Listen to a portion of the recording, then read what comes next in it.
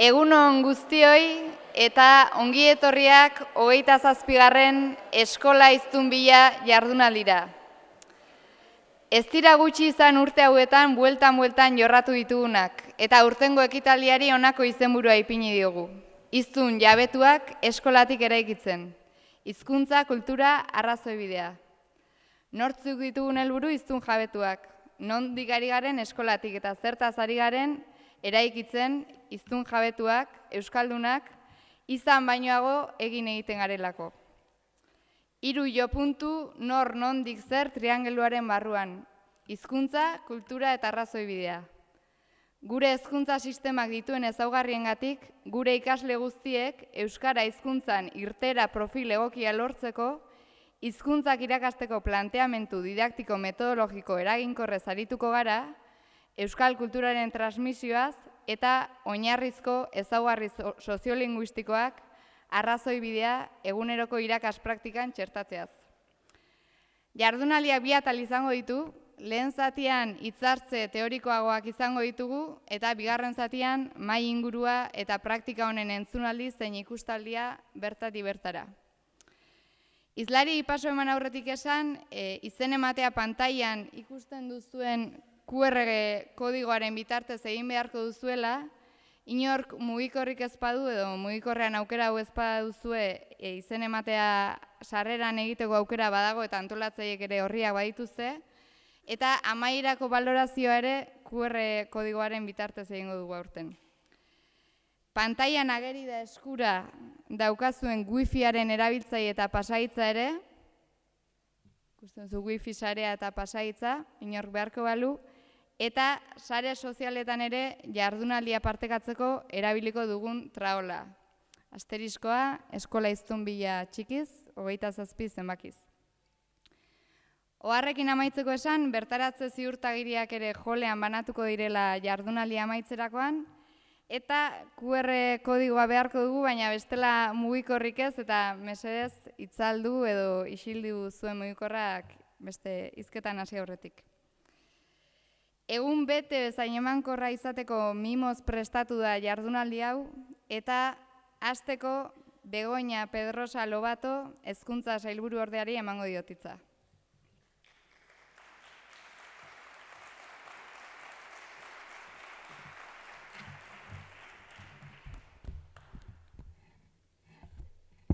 Eskerrik asko Maialen, benetan, lujo batzu hemen egotea, Eskola Hiztunbila 27. jardunaldia, 27 urte. Bueno, berriz ere hemen gaude, hemen elkartzen gara, eta importanteena da, areto hau bete-beteta daukagula. Hori bada zerbaiten seinale, ezta? Bete-beteta oso konprometituta dauzkagun pertsonekin, irakasleekin, teknikariekin, berritzeguneko aholkulariekin, gure komunitate osoarekin. Nik usteot, espazio honetan zerbait ikasi badugu, da elkarrekin lan egiten dakigula. Eta hori ezin dugu apurtu. Hori lehen Maialenek esan dauen moduan, mimatu egin behar dugu, zaindu egin behar dugu, eta hurrengo 40 urteetan, agian gauza batzuk aldatu beharko ditugu, baina gure esentzie mantendu egin behar dugu. Hori da lehenengo ideia, gaur hemen azpimarratu nahiko nukeena. Ibilbide luzea, honezkero, oparoa, eta hor dauzkagu grabatuta egindako guztiak. Eta nik usteot, benetan garaiak aldatu badira ere, erradiografia asko aldatu zaigu gizartean, horri buruz asko hitz egin da azkenengoko 2 urteetan, baina nik uste dut erantzuna emateko, dauzkagun erronka berri erantzuna emateko, hemen jarraitzen dugula. Indartsu eta gogotsu. Nik aipatu nahiko nukena gaur da zer dugun berri, horri buruz hitz egin nahiko nuke. Ez daukat denbora askorik, baina 4 bat ideia bai botako dizkizuet. Zer dugu berri? Lehenengo eta behin, hizkuntzen kudeaketarako eta hizkuntzen implementaziorako, gure arkitektura guztia, gure proiektu guztiak, hori egiteko, marko berri baterako, oinarri sendoak nire ustez, eskaintzen digun lege berri bat bidean. Marko berri hori eraikitzeko egin behar dugu, danon artean egin behar dugu, baina oinarri sendo batzuk badauzkagu. Eta marko berri horretan, edo marko komun hori, marko euskara ardatz duen marko eleanitz hori, hizkuntzen tratamendu integralaz hitz egiten du. Honi buruz, zuek asko dakizue. Eta asko dakizue eta ondo dakizue, zenbat kostatzen zaigun ikastetxetan hori gauzatzea. Baina, hor dauku, gure legean, hor dauku, benetan hizkuntza tratamendu integrala eta integratuaz ere hitz egiten du.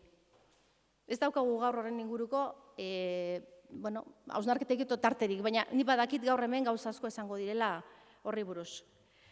Eta kurrikulumean, gure kurrikulumean, hizkuntza kurrikulumean, modu zeharkatu batean eragiteko. Hori oso ideia importantia da, oso ideia importantia. Eta hori bakarrik, hizkuntza espazio guztietan.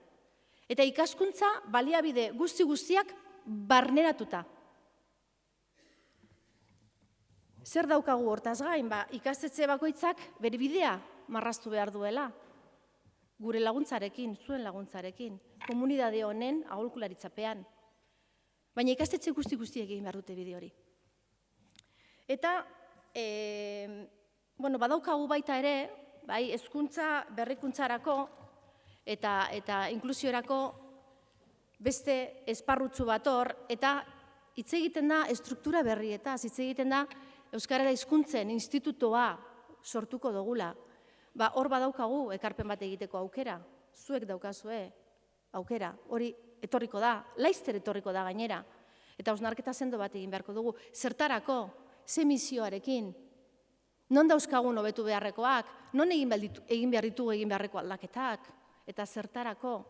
Baina nik bi gauzatxo aipatuko ditut, eta estruktura berri horri dagokionez, batik bat esango nuke, hizkuntzak ikasteko metodologietan eta lanabeza berrietan horiek sortzeko eta egiaztatzeko ideia berriak behar ditugu.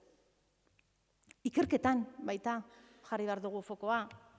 Eta irakasleak arlo horietan prestatzeko gaikuntza formazio proposamen integraletan eta gure eredu propioa sortuz. Zer esan gure dago horrek? Egingo dugu bidea. Gure eredu propioa sortuz. Gure egoera bitxia dalako, gure egoera berezia dalako, eta guk asmatu behar ditugu bide horiek, guk diseinatu beharko ditugu. Bigarrenik, zer dugu berri? Kurrikulum berri bat daukagu esku artean, momentu honetan zuek aizaete hori egiten ikastetxeetan, kurrikulum berria. Eta hor badaukagu aukera, hau guztia, apurka-apurka, pausuz pausu, diseinatzeko, egiteko, esperimentatzeko, hausnartzeko, ikerketak egiteko, hobetzeko, mundu bat irekitzen zaigu. Aukera pilo bat dauzkagu, egin nahi duguna egiteko. Baina nik esango nuke printzipio metodologikoei buruz ari garenean, argi izan behar dugu gure kurrikulumak zer esaten duen, baina ez kajoian usteko, baizik eta egiteko. Eta hor, dekonstruzio ariketa bat egin behar dugu, eta tangibilizatu. Zer esan nahi du honek? Adibidez, hizkuntza trataera integral eta integratua. Horrek esan nahi du, hori zelan egiten da. Horrek dauka, eragin handia gure antolaketan, gure ikastetxeetan, gure irakaslerian. Eta badakizue, hori ez dala egun batetik bestea egiten. Badakizue, hori ez dala erraza. Eta bide hori prestatu egin behar dugu, diseinatu egin behar dugu. Eta erakarri, jentia. Hori bada bat, beste bat, foro honetan askotan eta askotan aipatu dana, elkarrera egina sustatzea, eta ahozkotasuna zentralidadea ekartzea, eta zelan egiten da hori, gure irakaslek behar dute, tresna berriak behar dituzte. Eta bagabiltza, badauzkagu proiektu potente batzuk momentu horretan bai gainean, baina gehiago behar dugu. Edo adibidez, esaten dugunean, ikaskuntzaren diseinu universala ere ekarri behar dugula marko integratu horretara. Hitz potoloak dira, ezta? Erronka potoloak, baina egin daitezkeenak. Ikaskuntza prozesuez gain, hortaz aparte, zer dio gure kurrikulumak euskal kultur transmisioaz? Nik uste dut, hemen gaudenok behintzat, oso argi izan beharko nuke, zer esaten duen, eta hori guztia gure ikastetxetara bidali eta eraman eta pedagogia egin beharko genuke, ezta? Bueno, dimensio espezifikoa da gure kurrikulumean, eta hori guztia egiteko hemen aurkeztuko diren proiektuak adibidez oso importanteak dira, baina ezin dira hemen geratu. Eraman egin behar ditugu, transferitu egin behar ditugu tokian tokiko proiektuetan. Kultura eta hizkuntza batera datozela argi eta garbi dauku. Baina hori egin behar da, ekintzara eraman behar dugu. Azkenik, zer daukagu berri, zer gehiago daukagu? Momentu honetan, hezkuntza soziolinguistikoa, eta usteot Jonek, Zarazuak horri buruz hitz egingo duela gaur, bera ere saltza horretan sartuta daukagulako, baina hezkuntza soziolinguistikoa kurrikulumean txertatzeko proiektu estrategiko bat bidean. Hori berria da. Berria da. Momentu honetan, mapeoa egiten hasiko gara, eta gero hori guztia ekarriko dugu, bai? Ikastetxetara nola eraman kurrikulumean, nola txertatu hizkuntza proiektuetan, nola implementatu, ezta? Hori bada, nire ustez, momentu honetan guretzat, gure agendan, autu estrategiko bat. Eta, bueno, segatik, premiazkoa ikusten dugulako, ezta? Hezkuntza kurrikulumean soziolinguistika eta modu batean edo bestean sistematizatzea. Eta sistematizatzeko gakoak behar dira. Irakaslek ez dakite hau nola egiten den. Oin olako déjà vu bat daukat bere momentuan honetaz asko hitz egin nuelako, badakit hemen Joseba Zaurren handia daukagu ongitorri, eta eskerrik asko hemen egoteagatik. Bere momentuan Jure Solalaibarekin, hausnarketa dexente egin genituen honen inguruan. Erraza da esatea, agenda propioa behar dugula hezkuntza soziolinguistikoari dagokienez, baina hori zelan egiten da. Irakaslek ez dakite zelan egiten den. Eta hitz egiten dugu irakasleekin eta ez dakite. Orduan, opatu egin behar dugu bide berri bat, eta erakutsi eta modelaje potenteak egin, eta implementatu eta ebaluatu. Hori da behar duguna. Erakarri egin behar ditugu agenda soziolinguistikora irakasleak. Eta hemen dauku baita ere iraleko taldea, eta badakite ze zaila dan, ez da? Aritu zaietelako eta saiakerak egin dituzuelako. Bueno, hori bada beste bide berri bat. Momentu honetan, irekitzen zaiguna. Jakin badakigu hizkuntzak erraminta funtsezkoak diela, bai? Funtsezkoak dira gure ikastetxeetan. Batez ere ikasleen garapen osorako, ez bakarrik akademikorako, osorako, eta bizikidetzarako baita ere. Asko hitz egiten da bizikidetzaz, eta hizkuntzak hor dauka toki propioa, bizikidetza esparruan.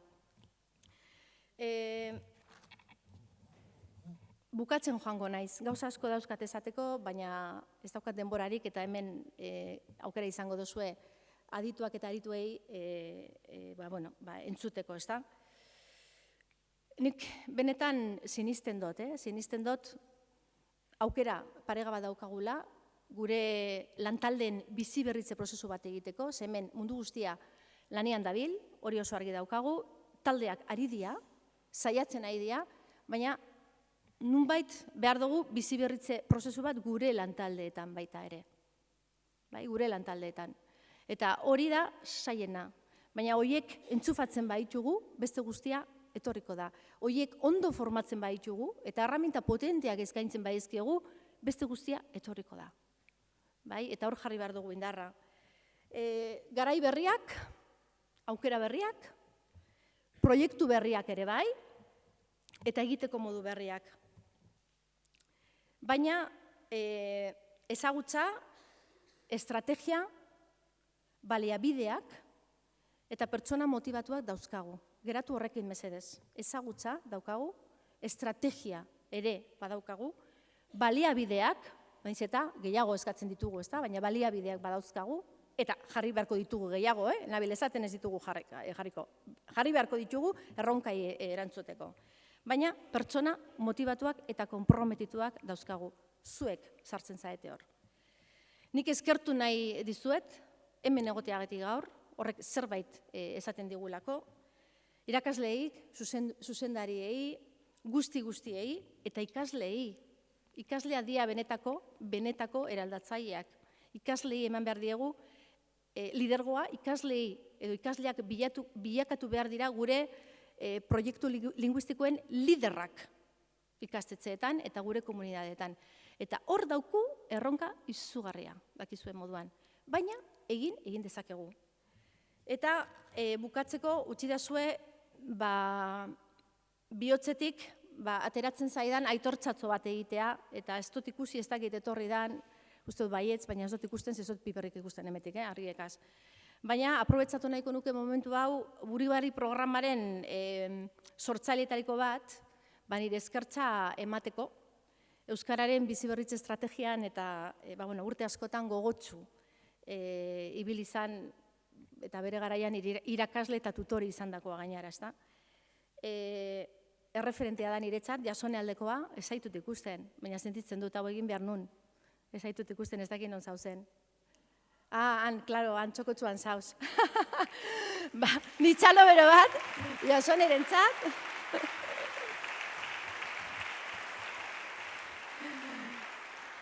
Jasone irakasle lanetan, aritzeaz gain, nire irakasle eta tutori izan zen urte askotan, bai?